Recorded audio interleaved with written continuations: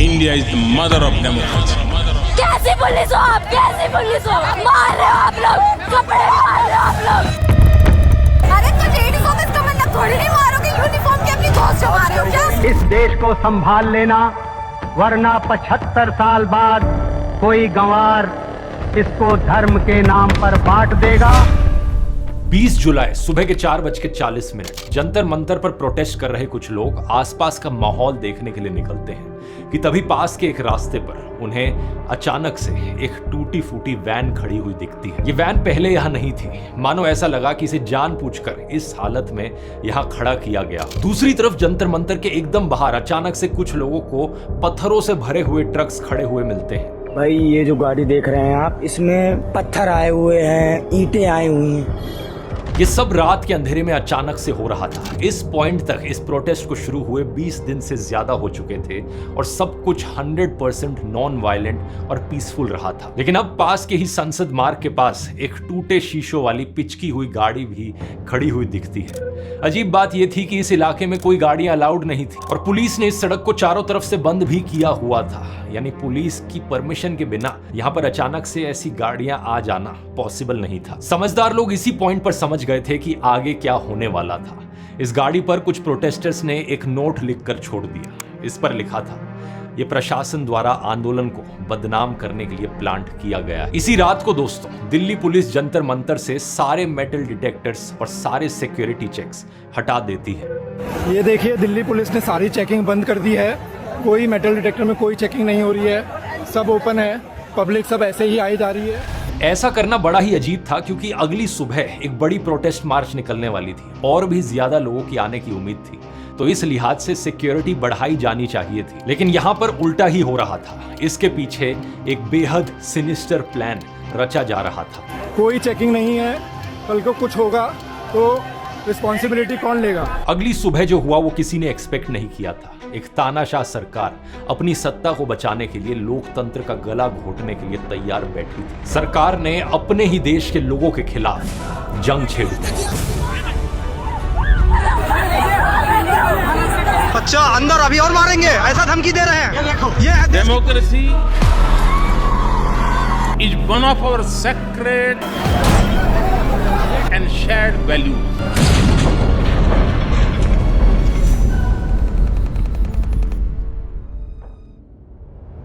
नमस्कार दोस्तों, एक छोटा सा रिमाइंडर, इस संडे 26 जुलाई को मैं अगली एआई मास्टर क्लास होस्ट कर रहा हूं। बेस्ट तरीका अपने आप को एआई की फील्ड में अपस्किल करने का। यहां मैं आपको 30 एआई टूल सिखाऊंगा जो सबसे जरूरी है आपके करियर और आपके फ्यूचर के लिए। ये लास्ट चांस है आपका ज्वाइन करने के लिए, लिंक नीचे पिन कमेंट में मिल जाएगा। एग्जैक्टली किस तरीके से यहाँ देश के यूथ पर, देश के लोगों पर अत्याचार किया गया और इसकी प्लानिंग की गई, इसे बेहतर समझने के लिए हमें थोड़ा सा रिवाइंड करना पड़ेगा। 20 जून 2026 वो दिन था जब कॉकरोच जनता पार्टी जंतर मंतर पर प्रदर्शन करती है और मांग सिर्फ एक थी, एजुकेशन मिनिस्टर धर्मेंद्र प्रधान का रेजिग्नेशन। 1,51,000 मेडिकल सीट था, वो आज बढ़ के 1,08,000 मेडिकल सीट हो गए। सीट भी हमने बढ़ाया। कोई भी आप जरूरत ना करे इस भारत में बच्चों के भविष्य के साथ खेलें या नीट अखबार को लीक करने की ताकत रखें। करीब 8 दिन बाद 28 जून को सोशल एक्टिविस्ट सोनम वांगचुक भी जंतर मंतर पहुंचते हैं और इस मुद्दे पर अनशन पर बैठ जाते हैं। भारत माता की।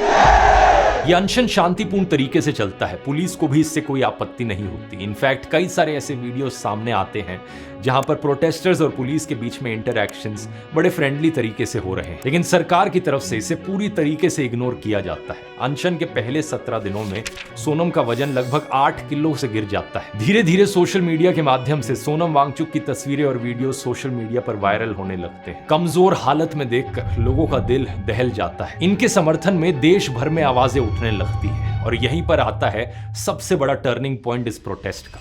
17 जुलाई 2026 होम मिनिस्टर अमित शाह अचानक से दिल्ली पुलिस कमिश्नर सतीश गोलचा को उनकी पोस्ट से हटा देते हैं। यह बड़ा सरप्राइजिंग था क्योंकि कुछ ही महीनों बाद अप्रैल 2027 में वो वैसे ही रिटायर होने वाले थे, लेकिन यहां पर उन्हें इमीडिएटली हटा दिया जाता है। आखिर क्यों? शायद वो इस बात से नाराज थे कि ये प्रोटेस्ट कितना पीसफुली चल रहा था और यहाँ पर कोई वायलेंस नहीं हुआ और जनता में समर्थन बढ़ता जा रहा था। इनकी जगह आईपीएस ऑफिसर अनुराग कुमार को लाया जाता है जो इंटेलिजेंस ब्यूरो में स्पेशल डायरेक्टर थे। 18 18 जुलाई 2026 सुबह के 6:30 बजे, जब जंतर मंतर पर सबसे कम भीड़ रहती है और एक ऐसे समय पर जब अभिजीत दीप के पास के गेस्ट हाउस में नहाने गए हुए थे, उसी वक्त अचानक से दर्जनों पुलिस वाले और आरएफ के जवान स्टेज पर चढ़ जाते हैं और बहुत ही ड्रामेटिक तरीके से सफेद शीट से ढककर सोनम वांगचुक को एक एम्बुलेंस में किडनैप कर ले जाते हैं। उन्हें जबरदस्ती उठाकर सफदरजंग हॉस्पिटल में एडमिट कराया जाता है। सोनम वांगचुक को दिल्ली पुलिस ने जंतर मंतर से अनशन के 21वें दिन जबरन उठाया है और वो दिल्ली के सफदरजंग अस्पताल वहां उन्हें ले गई है। सवाल ये कि क्या पिछले दिल्ली पुलिस के कमिश्नर सतीश गोलचा को इसलिए हटाया गया क्योंकि उन्होंने ये करने से मना कर दिया था? शायद यहां पर सरकार को उम्मीद थी कि अगर मूवमेंट का चेहरा हट जाएगा तो प्रोटेस्टर्स की हिम्मत टूट जाएगी। अब हिम्मत टूटी या नहीं ये तो 20 जुलाई को पता चलना था, लेकिन उससे पहले 19 जुलाई की रात को दिल्ली में ढेर सारे इंतजाम किए जाते हैं। शाम को 7 बजे डीसीपी न्यू दिल्ली के ट्विटर अकाउंट से ट्वीट आता है, दिल्ली पुलिस BNSS का सेक्शन 163 लगा देती है, जिसके हिसाब से 5 से ज्यादा लोग एक जगह इकट्ठे नहीं हो सकते थे। अपने धमकी भरे अंदाज में लोगों से अपील करती है पुलिस कि वो ऐसे किसी भी मार्च का हिस्सा ना बने। इस रात स्टूडेंट्स को रोकने के लिए 10-10 फीट ऊंचे बैरिकेड्स लगाए जाते हैं। पहले तो 3 लेयर की बैरिकेडिंग थी ही, जब उससे भी काम नहीं चला तो बाद में इन बैरिकेड्स को वेल्ड करके जोड़ दिया गया। इसके अलावा सरकार ने इस पूरे एरिया में जगह जगह कम्युनिकेशन जैमर्स लगा दिए ताकि लोग आपस में बात ना कर पाए। सेंट्रल दिल्ली की 150 साइट्स पर इंटरनेट भी बंद करवा दिया गया ताकि अंदर से कोई वीडियो, कोई तस्वीर बाहर ना जा सके। चारों तरफ से प्लानिंग सेट थी इस मूवमेंट को पूरी तरीके से कुचलने की। बारिश हुई लेकिन भीड़ कम नहीं हुई। हजारों की तादाद में स्टूडेंट्स मेट्रो से भी आने लगे। सुबह के 9 बजे के करीब दिल्ली मेट्रो की अनाउंसमेंट आती है। सिक्योरिटी रीजंस की वजह से 5 मेट्रो स्टेशंस बंद कर दिए जाते हैं। जनपथ, राजीव चौक, पटेल चौक, सेंट्रल सेक्रेटेरिएट और सेवा तीर्थ, ये 5 स्टेशंस मार्च के रूट पर पड़ते थे। यानी जिस वक्त लोगों को जंतर मंतर पहुंचना था, ठीक उसी वक्त वहां पहुंचने के सारे रास्ते बंद कर दिए गए थे। भारी भीड़ अंदर जमा हो गई। लोगों ने मेट्रो स्टेशंस के अंदर ही नारे लगाने शुरू कर दिए।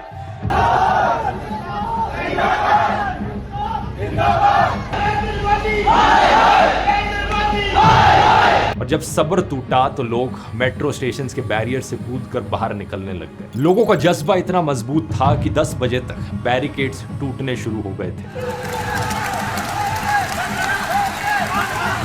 सरकार की ये सारी तैयारी 2 घंटे में धरी की धरी रह गई और यहीं से पुलिस का रवैया बदल गया। 10:51 मंडी हाउस मेट्रो स्टेशन से जंतर मंतर की तरफ बढ़ रहे सैकड़ों स्टूडेंट्स पर पुलिस अचानक से डंडे बरसाने लग जाती है।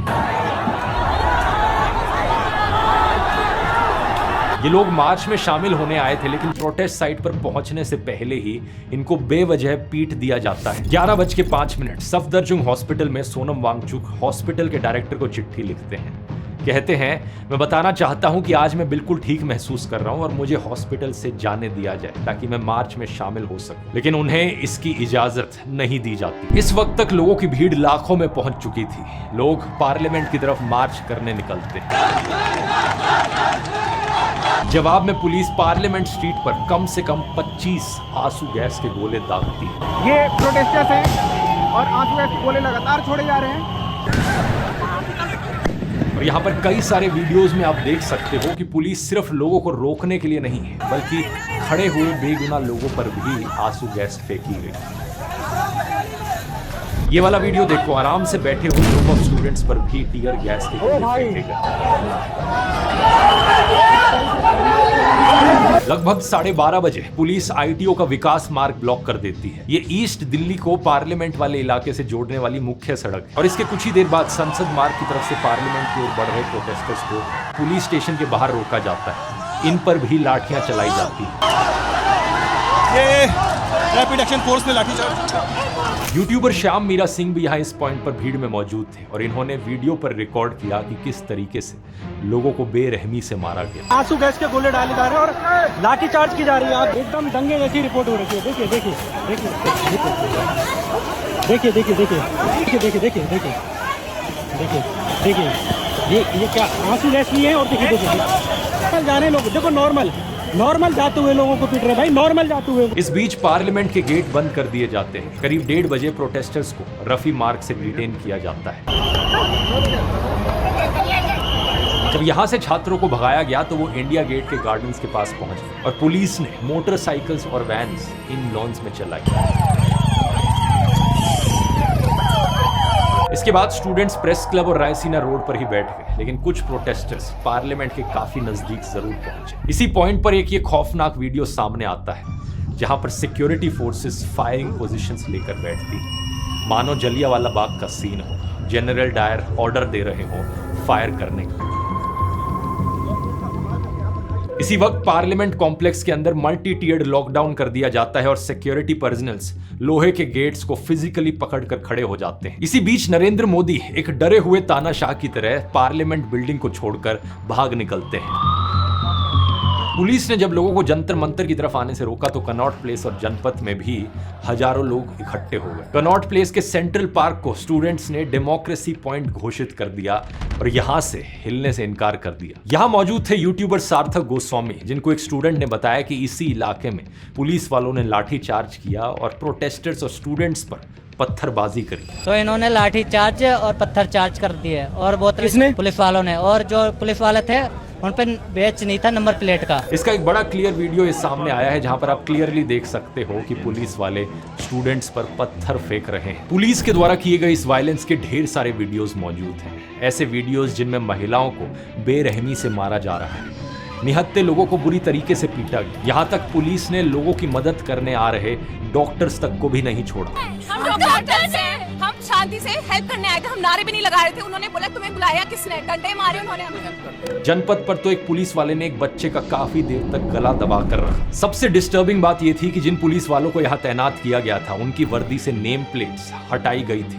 आपका टैग किधर है, आपका नेम प्लेट किधर है, प्लीज आंसर अस। इवन सरकारी दंगा नियंत्रण वाहनों की नंबर प्लेट छिपाई गई थी और जो पुलिस वाले बेरहमी से स्टूडेंट्स को मार रहे थे उन्होंने रुमाल से अपना चेहरा छुपाया हुआ था, बिल्कुल आतंकवादियों की तरह बिहेव कर रहे थे। इसके अलावा हमें यह भी देखने को मिला कि कैसे कुछ लोग साधारण कपड़ों में आए पुलिस वालों के साथ घूम रहे थे और पुलिस वालों की तरफ से मारपिटाई कर रहे थे। जब यूट्यूबर समदीश भाटिया ने इसके बारे में पुलिस से सवाल किया तो वहां उनको ही धक्का देकर पुलिस आगे बढ़ गई।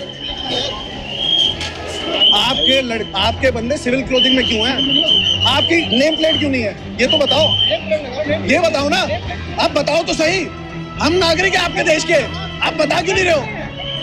आपका कोई कमिश्नर आके बताए। दोपहर के लगभग 3:30 बजे तक पुलिस जंतर मंतर के भीतर घुस आई थी और वहां भी लाठीचार्ज होना शुरू हो चुका था। श्याम मीरा सिंह का ये वीडियो देखिए, स्टूडेंट्स को किस तरह दौड़ाया गया कि उनकी चप्पलें तक वहीं छूट गई। दिल्ली पुलिस ने उस स्टेज तक को डिसमेंटल कर दिया जहां सोनम वांगचुक ने 3 हफ्तों तक अनशन किया था। जो जर्नलिस्ट, ग्राउंड रिपोर्टर्स और यूट्यूबर्स यहां मौजूद थे उन पर भी हिंसा करने लगी पुलिस। यूट्यूबर सार्थक गोस्वामी को भी एक सिविल ड्रेस में घूम रहे आदमी ने धक्का दिया और लाठी से मारा। वो जो था ना, गद्दी पकड़ के ऐसे करके फेंका है भी मुझे, ना नेम टैग है, तुंदलू सी आई हुई है उसकी, हाथ में लठ है, साथ में बैठे हुए हैं तो चिल्ला लेंगे। गुंडों को बुला के पिटवाया अपनी जनता को। समदीश भाटिया पर भी लाठियां चलाई गई।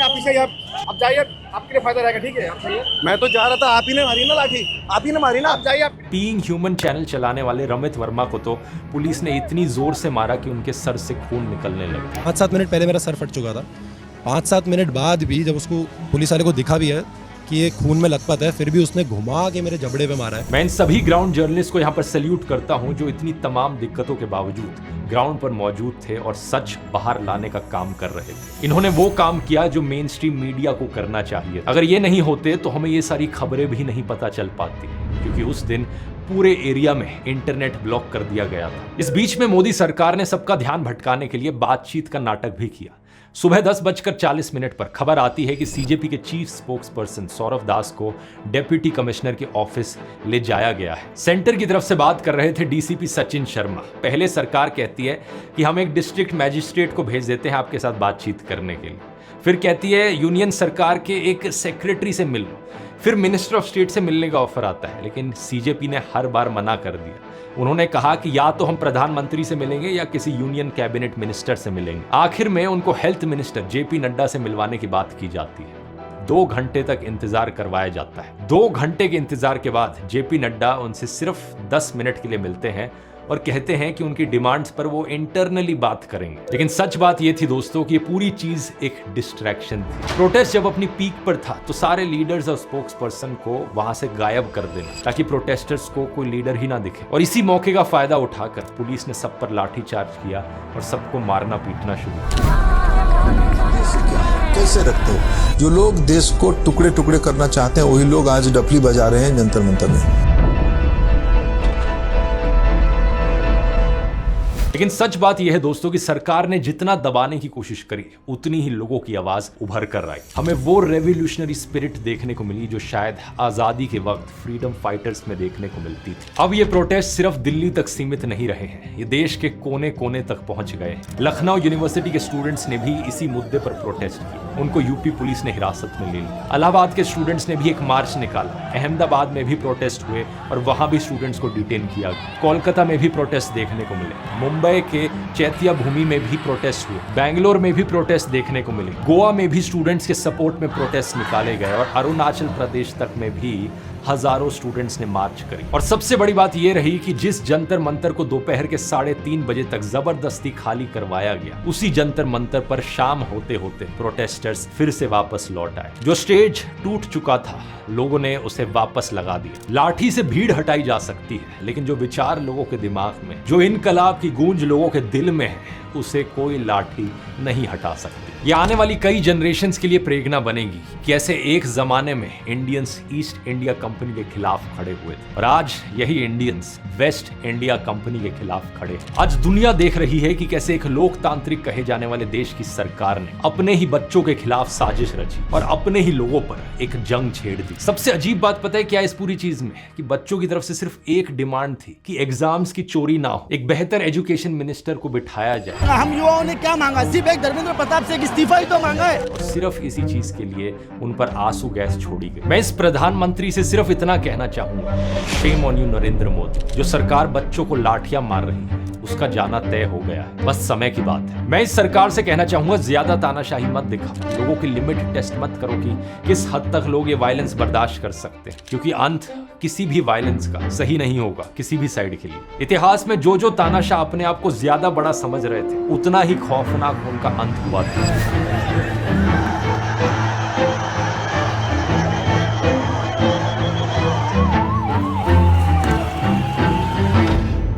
और जाने से पहले दोस्तों, इस संडे एआई मास्टर क्लास में आना मत भूलना, लिंक डिस्क्रिप्शन और पिन कमेंट में है। और आप में से कई लोगों को अब ये वाला वीडियो याद आना चाहिए। 2 साल पहले मैंने तानाशाही एक्सपोज करी थी इस सरकार की, आज उसका नतीजा आप सब देख सकते हो। यहाँ क्लिक करके देखो कि कैसे 2 साल पहले ही हालत बद से बदतर होनी शुरू हो गई थी।